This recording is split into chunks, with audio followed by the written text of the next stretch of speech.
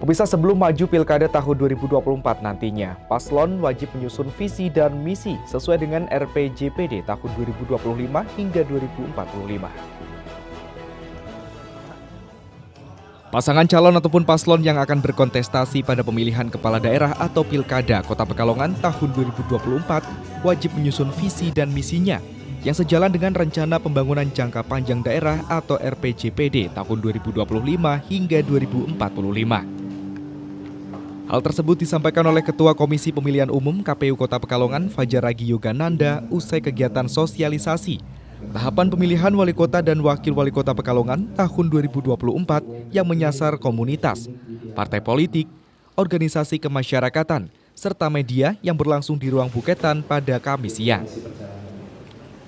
Menurut Fajar, penyesuaian visi dan misi bakal calon kepala daerah dengan RPJMD dan RPJPD merupakan amanat peraturan KPU atau PKPU nomor 8 tahun 2024 tentang pencalonan gubernur dan wakil gubernur, bupati dan wakil bupati, serta wali kota dan wakil wali kota. Fajar menegaskan pada saat ini pendaftaran pilkada yang berlangsung pada tanggal 27 hingga 29 Agustus 2024. Maka paslon tersebut harus melampirkan naskah visi dan misi programnya. Sosialisasi ini menyasar perwakilan partai politik, pengusung paslon, media, akademisi, organisasi masyarakat, dan lain sebagainya. Jadi hari ini KPU menggelar acara sosialisasi ya dengan kelompok sasaran. Cuma memang acara hari ini agak sedikit berbeda karena kita berkolaborasi dengan Bapeda Kota Pekalongan. Siapa saja nanti yang hadir? Ya, yang hadir ini ada perwakilan dari partai politik, akademisi, lalu beberapa ormas, dan juga dari teman-teman media. Bedanya apa ini kira-kira dengan kegiatan sebelumnya, Pak?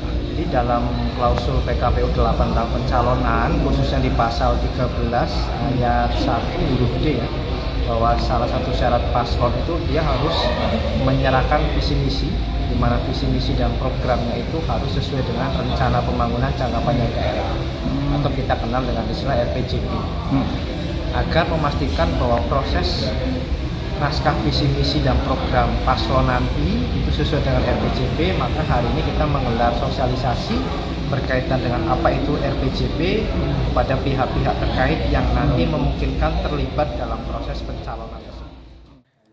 Kepala Bapeda Kota Pekalongan Cayekti Widikdo menerangkan bahwa Bapeda diamanati untuk menjaga pembangunan berkelanjutan sampai dengan tahun 2045 sebagai bagian dari tahapan perencanaan pembangunan. Maka hal tersebut perlu disampaikan kepada partai politik maupun paslon yang akan berkontestasi dalam Pilkada tahun 2024. Sebab yang akan memimpin pembangunan daerah selama 5 tahun ke depan pasca proses Pilkada serentak adalah dari unsur-unsur politik. Lanjutnya, Cayekti menyebutkan kelima misi tersebut yaitu mewujudkan transformasi sosial yang produktif, inklusif, berkarakter dan berbudaya, tangkas dan kolaboratif, mewujudkan lingkungan hidup, serta infrastruktur perkotaan dan permukiman yang berkualitas. Kalau itu mungkin nanti ranahnya dari teman-teman KPU gitu ya, untuk persyaratan seperti apa. Tetapi kami yang di Bapeda memang diamanati dalam rangka untuk menjaga pembangunan yang berkelanjutan sampai dengan nanti tahun 2045 sebagai bagian dari tahapan perencanaan pembangunan.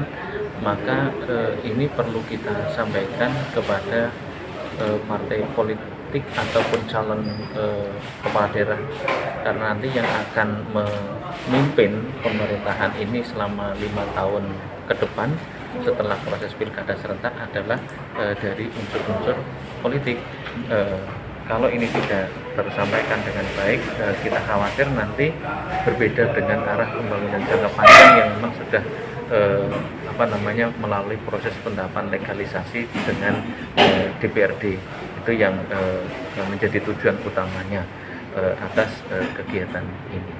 Kita juga menyampaikan tentang permasalahan dan isu strategisnya di Kota Pekalongan itu seperti apa saja, supaya itu menjadi concern dari siapapun nanti calon kepala daerah yang akan mendaftar di ajang kontestasi demokrasi kita secara serentak ini, menjadi fokus supaya itu bisa terjawab atas permasalahan dan isu strategis yang sudah kami susun secara metode teknokratis dengan data dan informasi. Kalau yang ngecek kesesuaian dari program visi misi yang sudah ditentukan dari Bapeda atau apa? Kalau nantinya prosesnya dipimpin langsung oleh teman-teman dari KPU, ini sesuai atau tidak. Meskipun barangkali mungkin juga mengundang dari kita yang di Bapeda dalam rangka untuk melakukan cross check apakah itu sesuai atau tidak. Tapi prinsip seperti yang tadi kami sampaikan bahwa calon kepala daerah tentu ini akan masuk ke beberapa, kalau saya katakan sebagai beberapa ujian gitu ya, ujian administratif, pas atau tidak, ujian politis, kira-kira masyarakat menerima atau tidak atas, kan nanti dikampanyekan visi dan misi itu. Kemudian nantinya pada saat sudah sudah selesai, itu akan masuk ke proses legalisasi sampai ke tingkat provinsi. Nah ini yang menurut saya harus menjadi perhatian supaya visi dan misinya betul-betul sejalan dan sinkron dengan RPJPD supaya tidak menimbulkan kesulitan pada saat proses nantinya. Rafid Fajri, Batik TV melaporkan.